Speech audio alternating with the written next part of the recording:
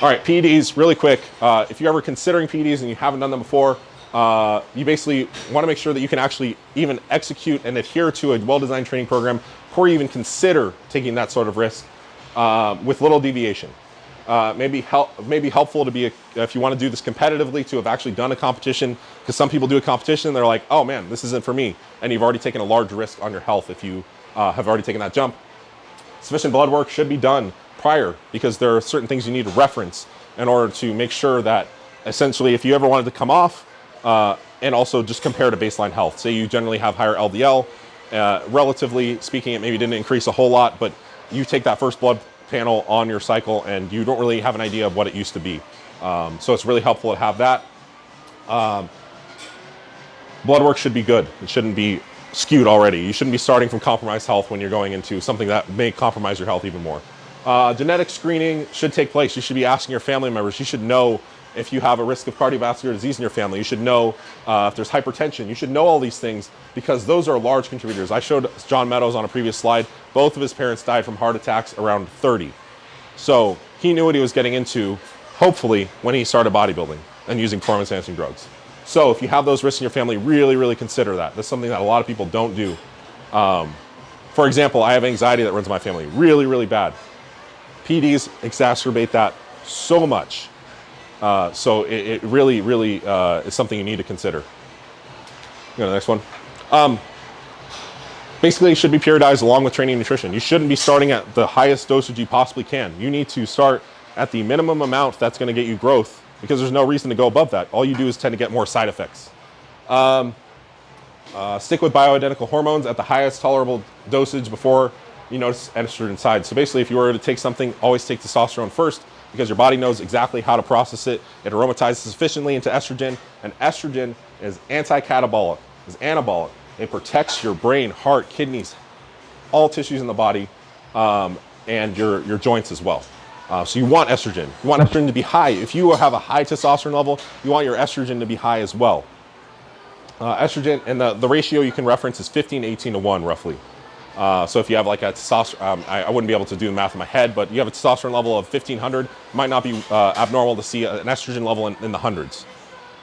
DHT derivatives will be your next growth promoter, because they don't aromatize into estrogen, and they actually compete for aromatase. So they actually may allow you to take more bioidentical hormones while limiting side effects. Specifically, primobolan has been tested in females up to 1200 milligrams with little side effects, except for viralization, which is male characteristics, which I don't think any female should ever be at 1200 milligrams, but you know, that's beside the point.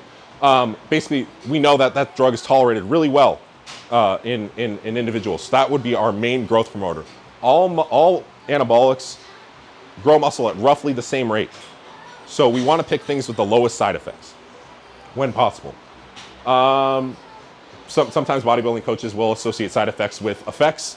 Water retention is just deleterious to your health. It may make you look bigger, but it's going to make your face look puffy, and it's going to increase your blood pressure. It's going to increase your all-cause mortality risk, your cardiovascular disease risk as well. So generally speaking, want to go with the less side effect drugs. Primobolan and Masteron have been tolerated at high doses, as I mentioned. There may be some argument for nandrolone and trenbolone also, because they have higher tissue selectivity and are anti-catabolic, specifically trenbolone there. And we're talking 50 milligrams is the dosage that they were deployed in clinically. Above that, up to like 300, probably no added benefit. And the next one. Cool. Growth hormone should be deployed earlier on in someone's career. A lot of people will try to skyrocket anabolics, but actually there's a synergy effect. And when you basically stress out one system, you tend to get more negative effects. A lot of these things tend to cause synergy, and when they're combined together, they tend to cause less overall negative health effects. So basically, I would consider this earlier on in someone's career. A lot of people are like, oh, you can't take growth hormone until you're a professional.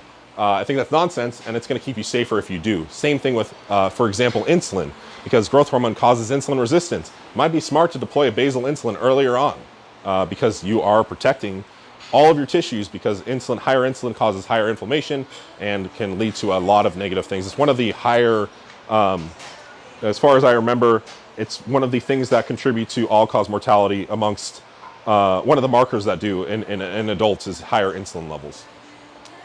So you got your base level of anabolics, growth hormone, insulin, all starting at the minimum effective dose and titrating for effect. Minimum effective dose is what is usually the level that we've seen the lowest deployed in clinical research with an effect. So for example, growth hormone, that's a replacement amount, usually 1 IU for women, 2 IUs for men. Testosterone, that's 150 to 200 milligrams, and I think like 5 to 10 milligrams for women. Okay, and 2 IUs daily? daily, yeah. And then the calculations for insulin, I don't have off the top of my head, but they're very, very low. Like a quarter of what a diabetic would use, essentially, because you have a functioning pancreas still.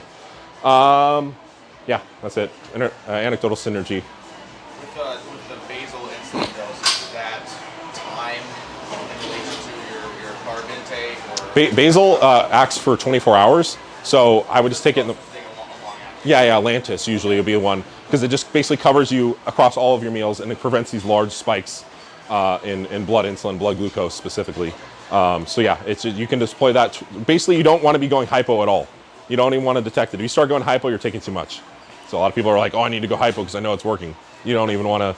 You want to start with the lowest amount you possibly can, and just notice that your postprandial after a meal glucose is down, and you're not waking up with high fasted glucose as well, or high insulin on a blood test.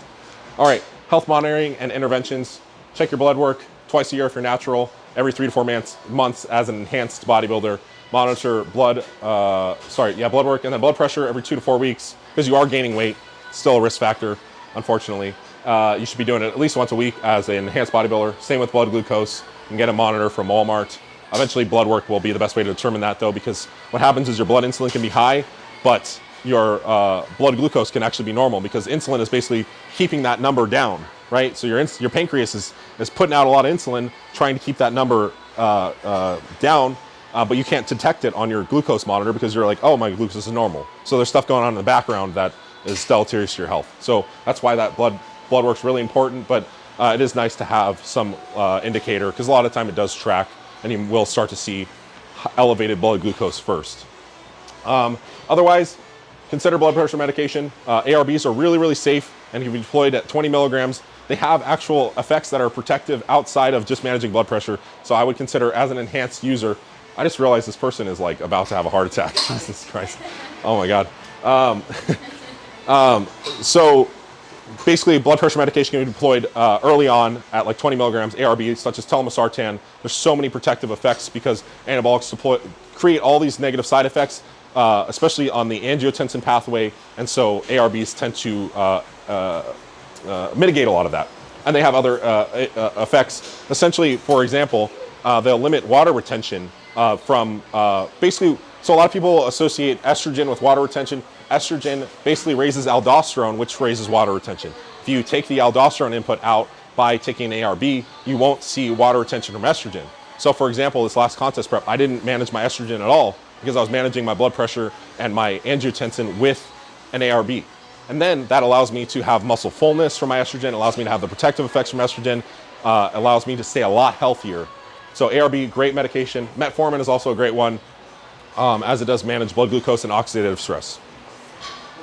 Blood pressure, would you start it before you're even symptomatic?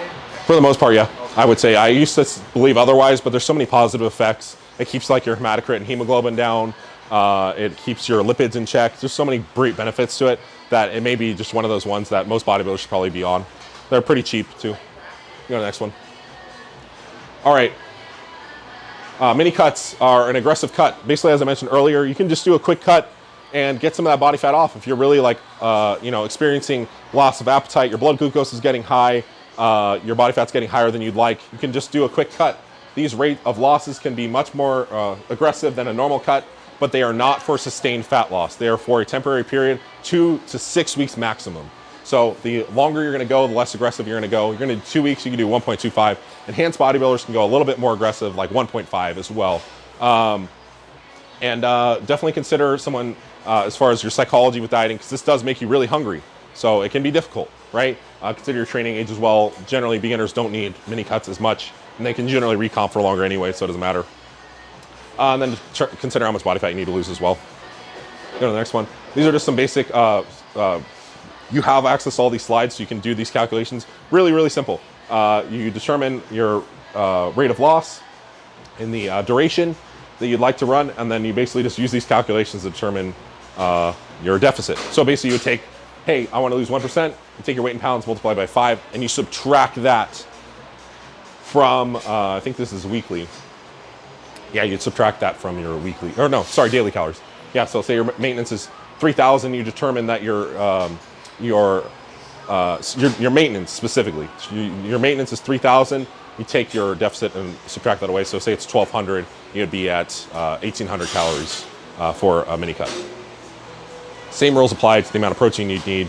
Try to keep fats at their minimum if you can. Is that 5% fat guideline out there, is it by your body weight or an estimated body fat? I think it's body weight, not body fat percentage. I'm pretty sure. Yeah, it's just body weight right there. And then basically after these long, as I mentioned, you start getting these compensations where you are not growing as much muscle, you're getting nagging injuries, your appetite's gone, you're at the highest level of body fat. You're going to need probably a maintenance or active rest phase, basically a period of reduced training volume, lets you substantiate your gains, lets you to kind of allows you to kind of I don't know what actualize them, hold on to them, whatever the term you want to use. Allows you to alleviate a lot of fatigue, and then you can go into probably a cut after that as well. Active rest can be used for advanced individuals. Generally, you can just do a week of a deload and then just a week completely off. Intermediate to beginner trainees probably want to go with the full maintenance phase, which is a whole month of reduced training volume.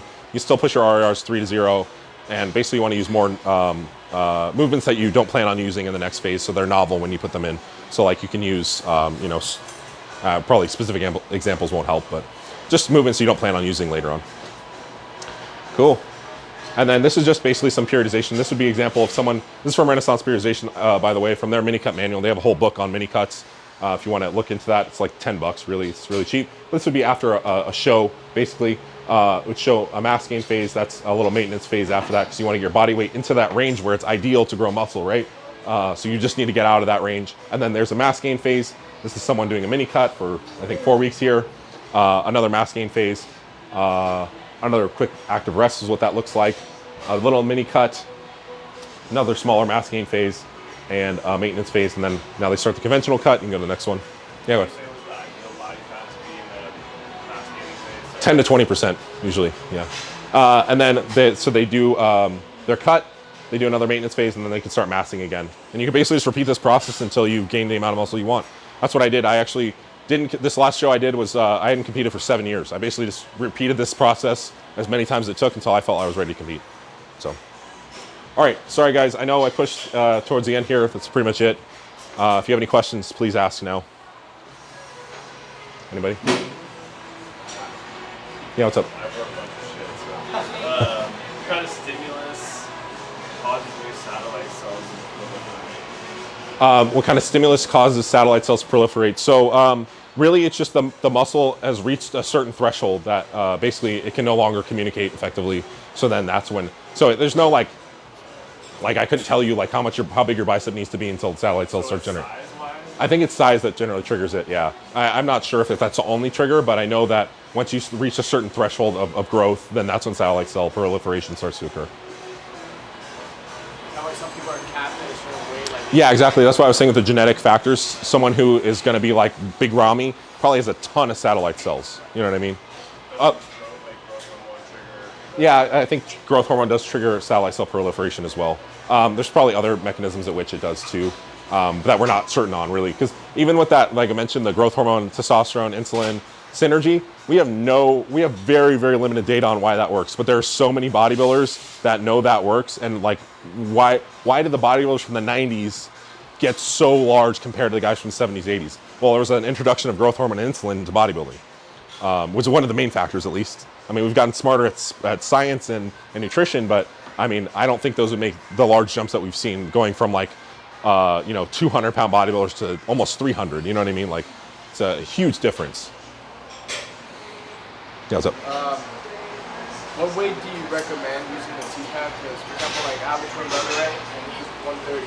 Yeah. And that's our natural weight, and I'm at 195 right now. So it's like, I'm starting to feel my suit. Yeah.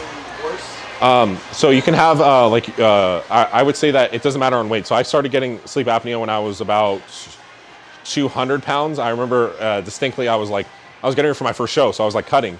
I remember I was sleeping on my back and I had a dream that I wasn't breathing, and then I got up and I was like, and I was like, oh shit, like I've never had that before. So basically, if your significant other notices you're snoring, if you're waking up tired would be the first indication. Significant other notices you're snoring, or you can put your phone on voice memo and then just record yourself as you sleep and see how many episodes you have, and you can actually reference the amount of episodes you have. You could take that to a doctor even and say, hey, I noticed I stopped sleeping this many times.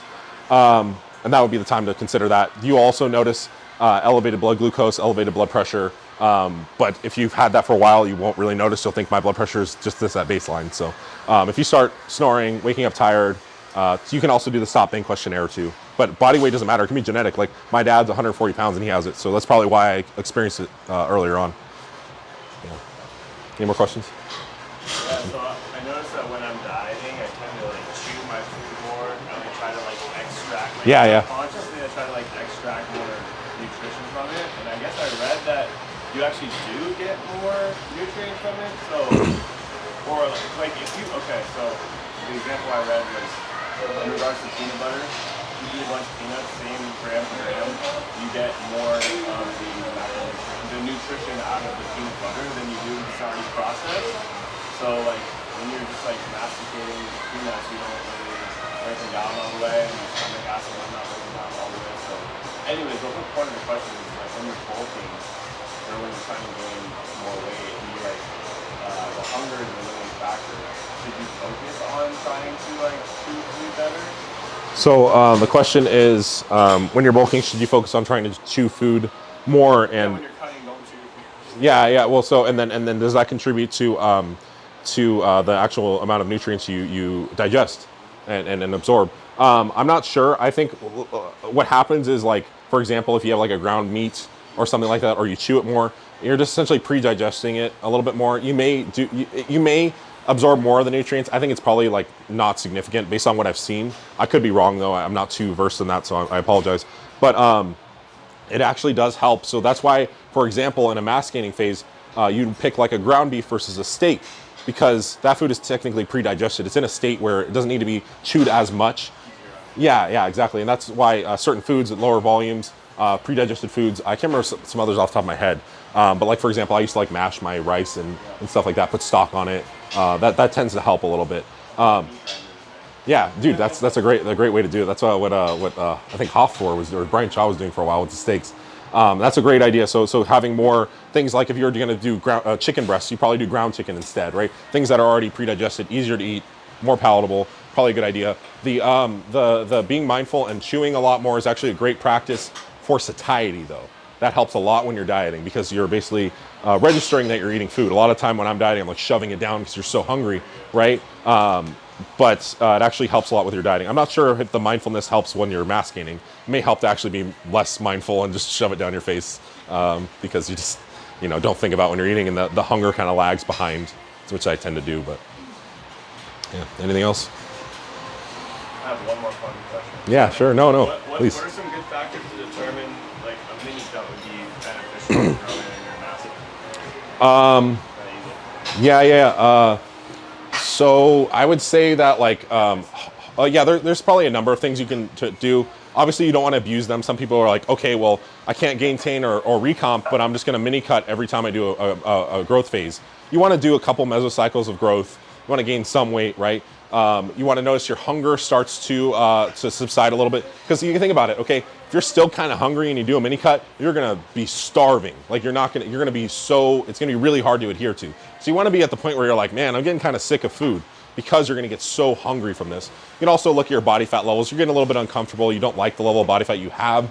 I think that's a good factor. A lot of people may say, oh no, if you're a performance athlete, you don't worry about that. Well, there is a certain amount of enjoyment you need to take out of this, and just feeling good and confident about yourself. So, if you start pushing that level of body fat, you can do a mini cut as well. But yeah, I think there's a number of factors. You just want to make sure that you've been massing for enough time to even gain enough momentum to grow in the first place, and then also not be limited by your hunger in either way, right? And then also you can notice, so mini cuts also serve as resensitization. So you notice your volume's getting really high and you're curing more injury. Well, you can do a mini cut because it lowers your volume for a period of time, which allows you to reset, basically. You put in a bunch of novel movements, rotate back in your mass gaining movements. Those are all new again. They're all novel. Your volume's a lot lower. You're super hungry again. It's basically like a reset almost for a mass gain. So you can have a longer period instead of if you just tried to mass gain, you'd hit a limiting factor, limiting wall really quickly, and then you wouldn't be able to go anywhere from that. But you can keep extending by doing mini cuts. That's why if you go to the next one, you notice that, the next one, the actual periodization. Sorry, I thought it was sooner. You notice that, look at how long, they're not accumulating growth for as long after each mini cut. They're doing shorter and shorter phases, right? There's a limited time window which you can keep using these mini cuts, and eventually that becomes completely limited and you need to do a conventional cut. Yeah. What's the rate of loss on the conventional cut? You will want to go 0.5 to 1% of body weight per week, and it really just depends. I usually start more aggressive and taper off towards the end, depending on how lean you want to get. But you don't really want to get leaner than 10%. You probably need a maintenance phase in between that if you're going to do like a show or you want to get really, really lean, sub 10%. But those are other considerations to be had there. So 10 weeks at a 1% rate of loss is probably fine.